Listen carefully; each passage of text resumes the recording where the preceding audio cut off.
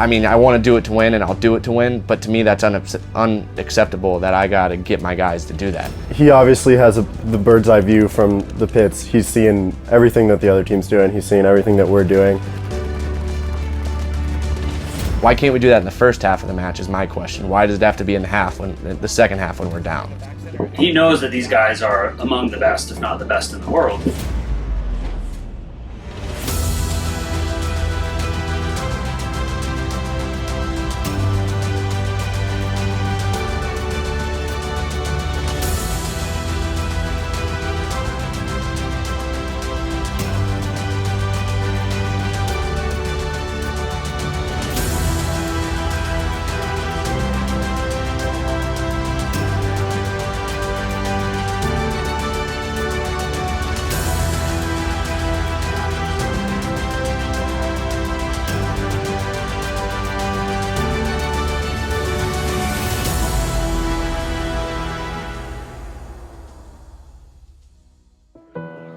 People know what to expect if we need a fast point. I mean, it's not that we set it up the same every time, but people note that stuff down. This is the top league. I mean, there are people that scout, and they're really good at scouting, and guys that sit out there, players that sit out there, and they write all that down. They make a mental note, and now they have a little bit more of an edge, so we got to figure that out. He does a really good job of finding a player to pick on the other team.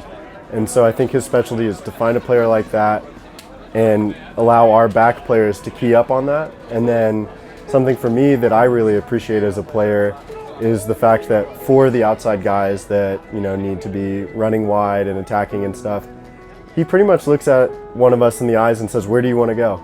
And it's a kind of a look that he knows, like, I have faith in you to make the right decision. You're going to do what feels right, and because it feels right to you, I believe that it's going to be the right choice. I talk with the other guys. I mean, there's certain things that I want done as far as where they shoot, who they're shooting, who we're trying to get and pick on. But our outside guys, they see the paint, they see the pressure. So I trust them. I trust Nico, Ronnie, Chad, Ryan, Fedorov, all those guys that run out. I trust them to pick the spot that they think that they can make. And in return, I think the center guys trust me, is whereas I want to put a gun to shoot and try to have a guy shot. So I think that's the balance that we have. And that's something that, as a player, I really, really appreciate. I think it's a really valuable quality as a coach. One of the things that's actually really cool about watching Ryan is you can see him really trusting in the feedback from all the players, right? That he knows that these guys are among the best, if not the best in the world. And he doesn't just come here and say, all right, you know, you got to do everything my way. You can really see that he listens to them, he talks to them, and then he makes a call and says, okay, you're going to go here, you're going to do this, or go ask them and say, all right, like, where do you want to go? So you can really see that he's really on the sidelines, a lot of interaction. He's talking a lot. He's not just sitting there quiet thinking. You know, he's going around and talking to the guys and getting their feelings.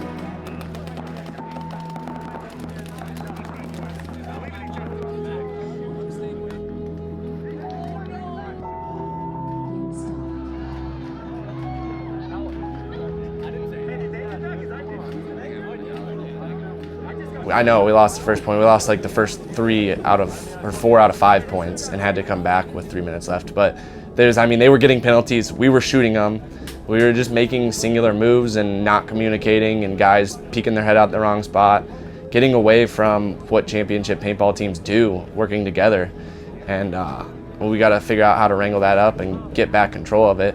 And mostly that's on me. So my job as a coach is draw up plays, but also try to keep the guys in the right mental mind state and working together and the progression of a tournament, because everything changes as you go. You have to adapt. You adapt to teams, but you adapt to field conditions. You adapt to what your guys are doing, where they're playing, how they're communicating. And I think things are getting said, but they're not getting heard. We pretty much knew that they weren't running wide on the snake side.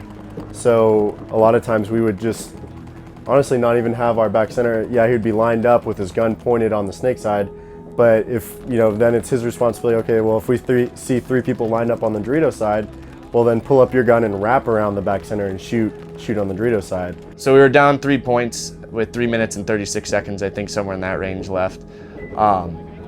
I'm just feeling angry because we've thrown away 3 points and we've won 1 to me. So it should have been a 4-1 game for us.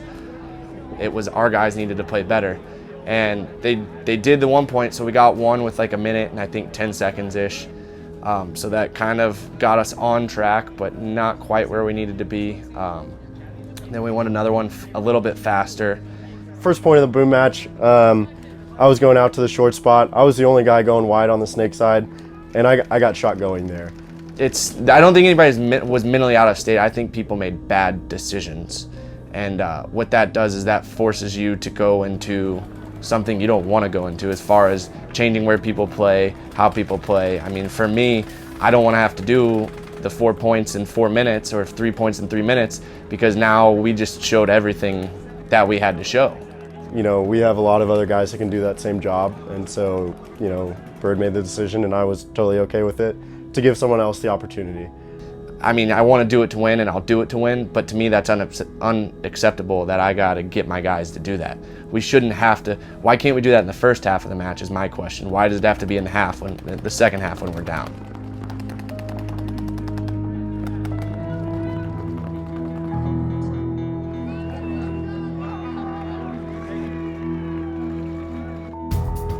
We got the momentum. I got to pick singular guys and move around and shift and play here and there. And I'm one of the guys, as soon as I feel that way, I fill my pack up, grab my gun, and I go stand next to him and say, hey, where do you want me? And so then, you know, based on the other 4 guys that are playing, he throws me in somewhere else. When he's trying to figure out which 5 guys are playing, it's like, who's there ready, who's looking like the most confident, who's wanting to be out there on the field and want to participate in the game. And hold some stuff down. He came over and said, hey, I want to make this move, I want to make that move. He made some awesome moves up the center. He was on fire. It's a calculated thing, but it is also very much just, you know, going off of your gut feeling of, you know, I see the paint, I'm reading what's going on the field, and I'm going to react to it. He was able to come into that 88, and it's something we really hadn't had this tournament so far was a center presence. And he actually went into their team side and looked comfortable and got some huge kills, drew some guns, and allowed our guys to move. And it was really the game changer out of it all. So I went and did that, and while I was doing that, you know, some of the guys saw me, and so then they start feeling a lot of pressure, they freak out.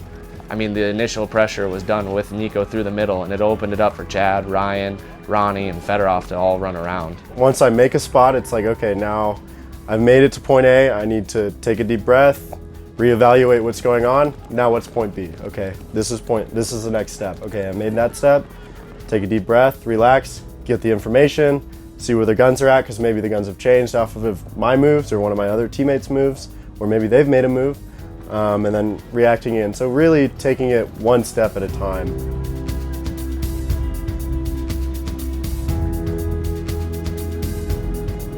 Ryan and I know each other for a really long time now. I consider him a really good close friend, and so it's a lot of times just, I mean, paintball is very based on emotions and feelings, for me at least personally. And so I think, you know, just because we're friends and we're close and everything, it goes beyond just a player-coach role.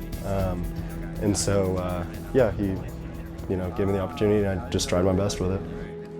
And Nico, just to see him moving down the field, getting in the center of their 30-yard line essentially, and just patiently waiting while the clock is ticking.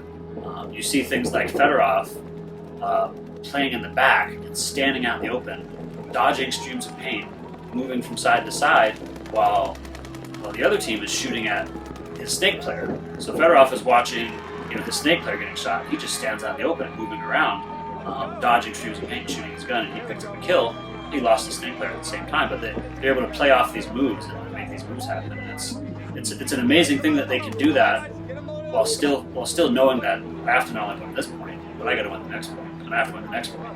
I was just angry the whole time deep down on the inside, honestly. It's just watching guys not play to their potential. And I think I didn't have to say much at that point because they've heard enough of me for the past 3 weekends of playing that I came back in and I think they got together and realized that it's on them.